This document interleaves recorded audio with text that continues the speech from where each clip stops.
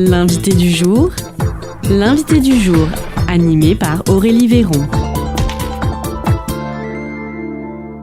À la journée de la solidarité et de l'emploi à Boë le 13 mai dernier, c'était la 13e édition. Et bien sûr, comme de nombreuses années, même peut-être depuis le début, le département de Lot-et-Garonne est bien présent. Et pour en parler, j'ai avec moi Nelly de Bortoli, qui est animatrice locale d'insertion au conseil départemental.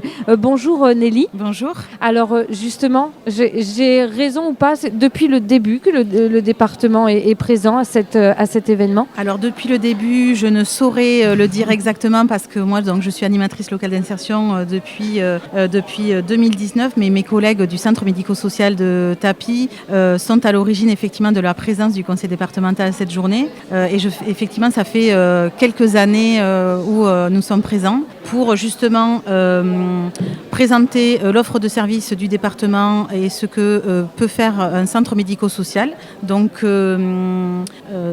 proposer l'offre de services. Oui, un centre médico-social, oui. Qu'est-ce que c'est et c'est pour qui? Alors, le centre médico-social, il est pour tout le monde. On est service public, donc on est ouvert à tout le monde. Et on a une spécificité au niveau des bénéficiaires du RSA, puisque c'est le conseil départemental qui finance et pilote le dispositif. Et à ce titre, nous convoquons les personnes au RSA pour leur offrir un parcours d'orientation et d'accompagnement. Et aujourd'hui, à la journée de la solidarité, l'idée, c'est de convoquer des personnes qu'on n'a pas encore vues ou qui sont vues déjà par les assistantes sociales, mais qui n'ont pas encore de parcours RSA. Et aujourd'hui, l'idée, c'est de les mettre en connexion avec nos partenaires traditionnels que sont France Travail, Le Pli, les partenaires de l'IAE, SILAB et j'en oublie d'autres, pour leur offrir en tout cas un parcours d'accompagnement le plus personnalisé possible et leur présenter surtout la boîte à outils du département, puisqu'au service des bénéficiaires, il y a le service insertion avec des collègues comme nous qui organisons, coordonnons et animons le dispositif sur le territoire à Genêt, des collègues aussi qui travaillent à Job 47, des collègues au plus près aussi des travailleurs indépendants. À chaque catégorie en tout cas, le conseil départemental met en œuvre des humains au service d'autres humains dans le cadre du RSA. Donc c'est-à-dire que le RSA n'est pas qu'une aide financière, c'est aussi tout un parcours. Tout à fait. Pour un retour vers l'emploi, Exactement. vers l'insertion professionnelle, enfin voilà, toutes ces choses-là. Exactement. Le RSA, effectivement, c'est une allocation solidaire qui permet de faire la jonction entre une perte d'emploi et une fin d'allocation chômage et nous permet à ces personnes de ne pas tomber dans une extrême grande précarité et de leur offrir, effectivement, il y a tout le pendant accompagnement, puisque c'est une allocation qui est soumise à droits et devoirs. Et les devoirs, c'est le droit à l'accompagnement et les devoirs, s'inscrire dans ce parcours d'accompagnement. Et aujourd'hui, avec la nouvelle loi plein emploi qui a été promulguée en décembre 2023 et qui est peu à peu mise en place, on rentre dans le vif du sujet d'un accompagnement beaucoup plus personnalisé, beaucoup plus recentré, plus dynamique pour que nous, en tout cas, notre public cible, c'est les bénéficiaires du RSA, puissent en tout cas intégrer des parcours d'accompagnement qui soient le plus dynamiques possible pour qu'ils puissent sortir du dispositif et vivre dignement de leurs propres ressources, de leur propre travail. C'est pour ça que ça va aussi redemander un changement dans votre structure, dans votre manière de travailler, cette loi. Tout à fait. Notre direction a pris effectivement le taureau par les cornes. Il fallait se réorganiser pour justement offrir un accompagnement beaucoup plus personnalisé. Et pour cela, il faut se spécialiser. Donc aujourd'hui, l'ancienne version, c'est les assistantes sociales de secteur qui effectuaient l'accompagnement social global. Et depuis quelques mois, on travaille pied à pied pour créer une direction insertion avec des équipes dédiées insertion pour que l'accompagnement des bénéficiaires du RSA soit auprès d'équipes spécialisées avec effectivement toute la boîte à outils de disponible, en lien aussi évidemment avec les actions qu'on a travaillées avec tous les partenaires du territoire lors du programme départemental d'insertion. Donc il y a l'allocation, il y a toute la politique d'insertion que nous mettons en œuvre en fait sur le territoire avec des dispositifs, des aides financières et bien sûr des professionnels dédiés.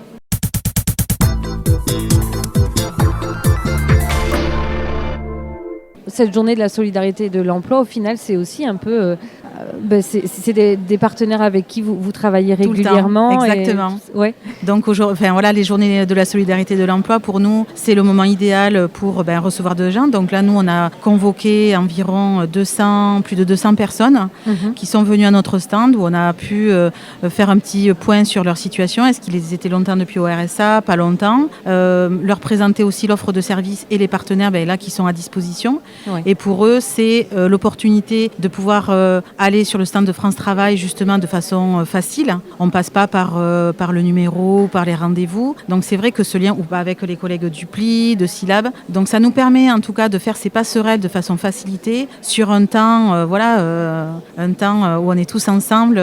Donc c'est très pertinent pour nous ces journées-là. Et cette nouvelle version, puisque cette année, la journée de la solidarité de l'emploi, c'est une matinée ouverte au public et un après-midi entre partenaires à travailler justement et à parler de cette loi du plein emploi. Vous pensez que ça va être une bonne méthode aussi? Ça va être justement, une bonne idée.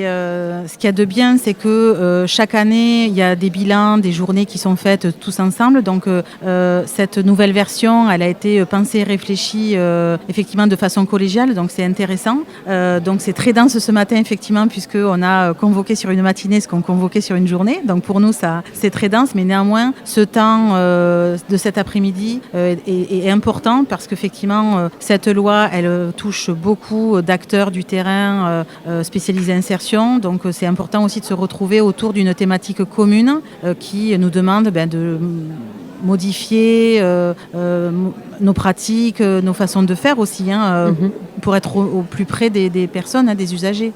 Est-ce que vous pouvez nous donner quelques chiffres en Lot-et-Garonne? Les bénéficiaires du RSA, c'est à peu près combien de personnes? Alors, les personnes bénéficiaires du RSA sur le Lot-et-Garonne, c'est un peu moins de 10 000 personnes, si je ne me trompe pas. D'accord. Voilà. Donc ça reste un département plutôt qui a quelle situation par rapport aux chiffres nationaux? Alors ça peut être très contrasté, parce qu'on a des territoires qui sont diversifiés. Donc on a aussi en Lot-et-Garonne la saisonnalité qui impacte beaucoup sur l'emploi, dans le domaine agricole, dans le domaine de l'agroalimentaire, etc. On a quand même des bassins d'emploi plus ou moins dynamiques selon les secteurs et selon ce que les personnes recherchent. Nous, le frein majeur, ça va être quand même la mobilité. On est quand même avec des personnes qui souhaitent travailler mais qui ont des freins à la mobilité.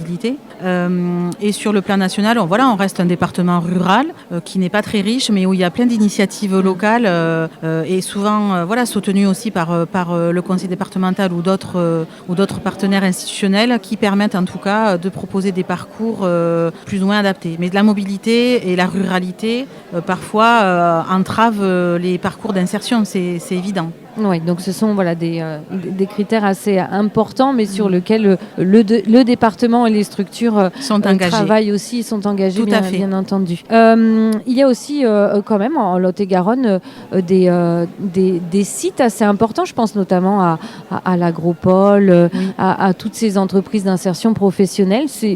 Moi, j'ai la sensation qu'il y en a beaucoup quand même sur le territoire. Et justement, donc il y a l'accompagnement des personnes, mais il y a aussi comment on travaille avec le secteur de l'entreprise. Alors moi, je ne suis pas spécialiste de la question, mais mes collègues de Job 47 font un travail énorme et formidable, et je les vraiment pour faire cette mise en relation avec les entreprises, connecter les personnes avec justement le domaine de l'entreprise.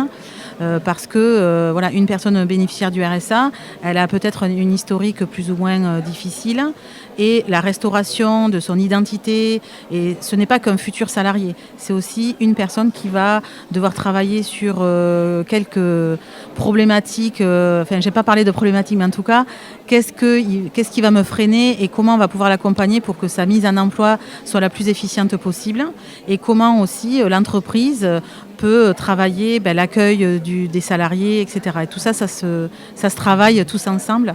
Et c'est vrai que notre service dédié, Job 47 au conseil départemental, en fait partie, fait un gros travail là-dessus. Et c'est ça qui est important aussi. C'est vrai qu'à une période où on voit beaucoup de services sont remplacés par le numérique, etc., vous avez encore un poste sur lequel il faut quand même rencontrer les personnes. Chaque profil est différent aussi, donc chacun a des solutions différentes. Il faut encore avoir des relations, avoir du service humain. Exactement. Et nous, l'humain, le département, c'est le chef de file des solidarités et les centres médico-sociaux, on est des services publics et on est ouvert à tous. Et chacun a droit à avoir en tout cas un travailleur social pour parler de sa situation.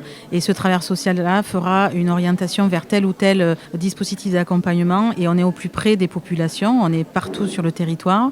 Et voilà, donc même si parfois on a des petits délais de rendez-vous, mais en tout cas, les portes sont ouvertes de nos services. Voilà, et donc c'est important de rappeler. Et ce matin notamment, je rappelle à ces personnes qui n'ont peut-être pas vu une assistante sociale depuis longtemps que nous sommes un service public et nous sommes à leur service. D'accord, c'est parfait. Merci beaucoup Nelly de Bortoli. Oui. Avant de vous quitter, si on souhaite justement vous contacter ou contacter le service, comment est-ce qu'on peut faire? On va sur le site du département où il y a un site dédié? Alors, vous allez sur le site du conseil départemental, vous avez toutes les informations.